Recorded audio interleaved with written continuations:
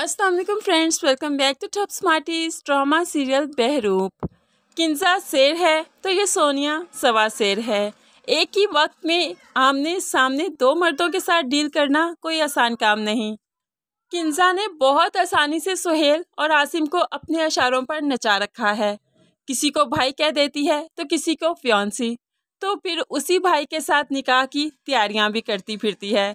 अब यहाँ पर सुहेल इसको समझ तो पा रहा है, उसको ख्याल तो आ रहा है कि तैमूर ने कहा था ये तुमसे फ्रॉड कर रही है, बहुत चालाक लड़की है, लेकिन फिर भी वो किंजा से जान छुड़ाना चाहता है और सोनिया को ही अपनाना चाहता है।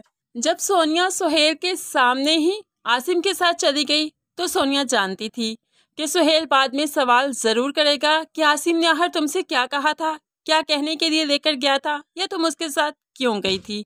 अब ये क्या, क्यों, कैसे के जवाबात से बचने के लिए सोनिया गेम खेलती है।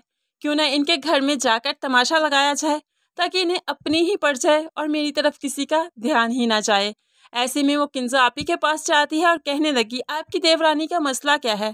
मेरे घर में आई थी, मेरी अम्मा के पास आई थी और कहने लगी कि सोनिया का रिश्ता कर दें, आखिर इसका क्या प्रॉब्लम है। और फिर ये भी कहने लगी कि खर्चा सारा तैमूर उठाएगा, तुम लोगों को शादी का कोई भी खर्चा करने की ज़रूरत नहीं। यहाँ पर किंजा तो बहुत परेशान हो जाती है, फलक की इतनी हिम्मत कैसे। तो वो पूछने लगती है किसका रिश्ता लेकर आई थी।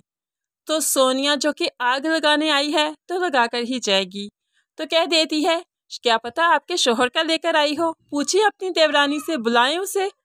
किंजा ने ये सब सुनना था तो गुस्से से फलक फलक आवाज़ें देने लगी।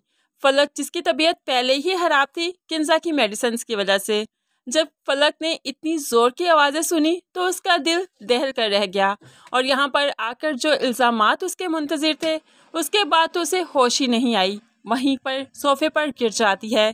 अब किंजा भी समझ गई कि उन दवाइयों ने असर कर ही दिया। अब जल्दी से फलक को हॉस्पिटल भी ले जाया जाता है, तैमूर भी आ जाता है।